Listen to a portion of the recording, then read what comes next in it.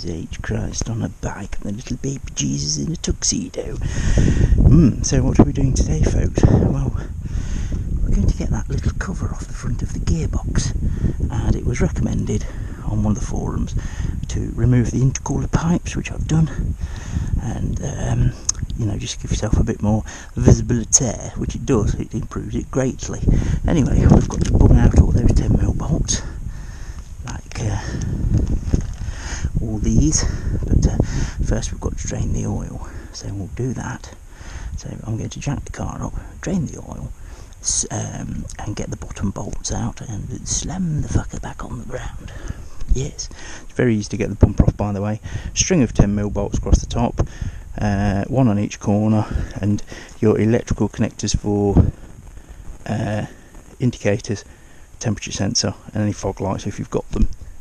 I can see an Uncle Barnyard. Hello, Uncle Barnyard. Have you... Oh, the sun's in our eyes. Let's get around here, shall we? Let's get you in your best side. Turn around. So, yes, Barnyard's here for supervision. Doing a good job.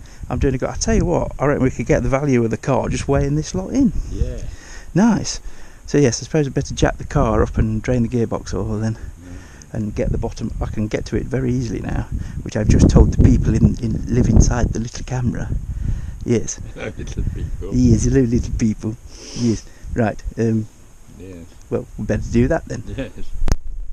I've got all the bolts out, apart from one, and I've got every size socket imaginable, 10mm, because you can't get a spanner on them because the cover's flanged.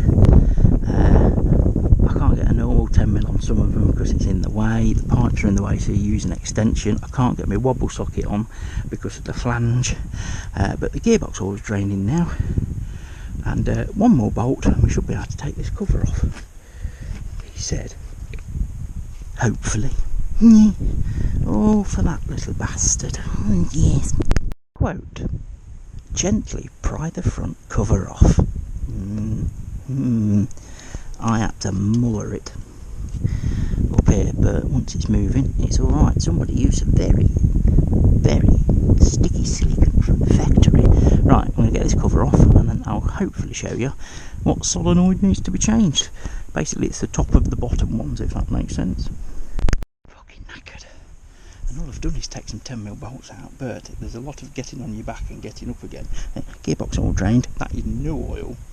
And because it's new oil, and because I've already changed the oil, and I've already done the level check and all this lot, I am just literally going to throw that back in after we're done. I'm not going to redo the level check because it was correct last time.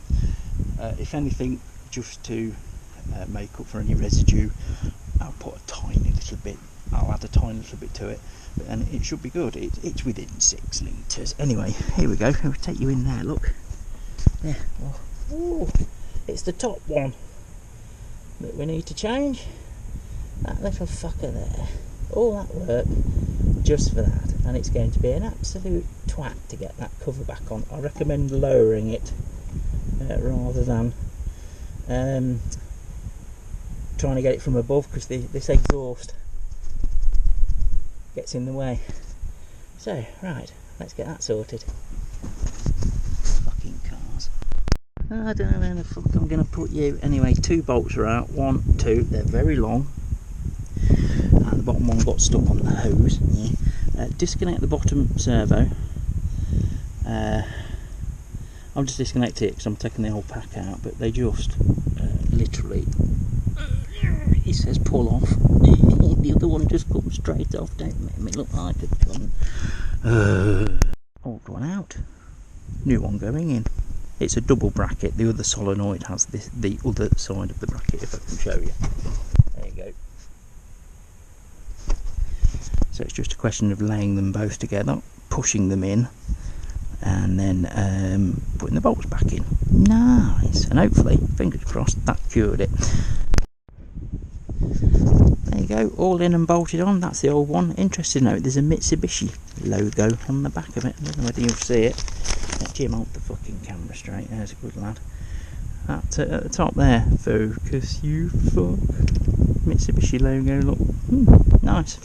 Well, these gearboxes were used on Jags and stuff like that as well, and it's a Japanese gearbox, so it's going to be used on a Japanese car. Jim, why are you filming an obstructed thing to do now? I've just got to clean up the face of this and the gasket face on the gearbox, put some silicone around it, not too much because obviously you do not want bits of silicone floating around that valve body.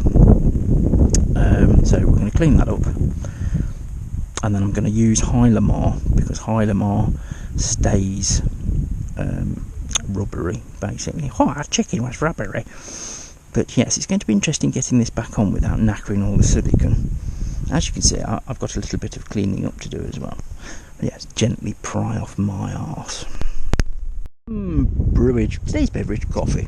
All the bolts back in, plate sealed. I'm just going to give it a couple of hours for it to start setting, and I'm going to bung the oil in.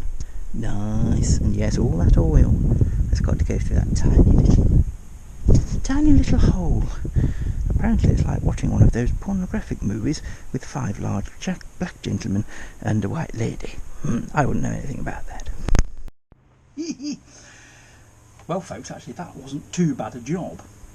I found that easier than doing the engine mount. And the hardest bit is getting to some of those 10mm bolts, because I have every array of 10mm socket. You can't get a spanner on them because the cover is flanged outwards, but eventually we got there. A little bit of patience, which is something I don't have.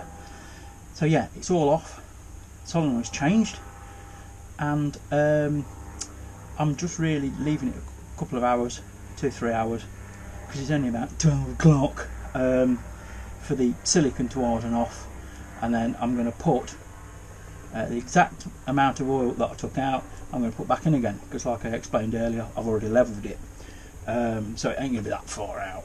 And then now I'm just going to put everything away into the socket set. So I hope you enjoyed that little video. If I get time and I remember, I will film me going up the street, because I will have to test it. And hopefully it stopped the jerk. Any of you that have experienced a jerky gearbox on a Jatco, you know exactly what I mean. It jumps when you put it into gear, and my change from second to third was very severe. And all I've done, it sat 2 weeks. That was it, and it went. So it's just one of them things. I've got the old solenoid here, look. I might even figure out a way to rig up a power line and see what's wrong, but I've already changed it, so what's the point? I've actually watched some Dutch guy actually on YouTube repair one. You know, he cleaned it out basically. He cleaned it out and repaired it. So that's an option. We could always have a spare on the shelf. But anyway, if I'm going to drive it, you'll see it after this bit. If not, enjoy what you're doing. Look after yourselves. Be kind.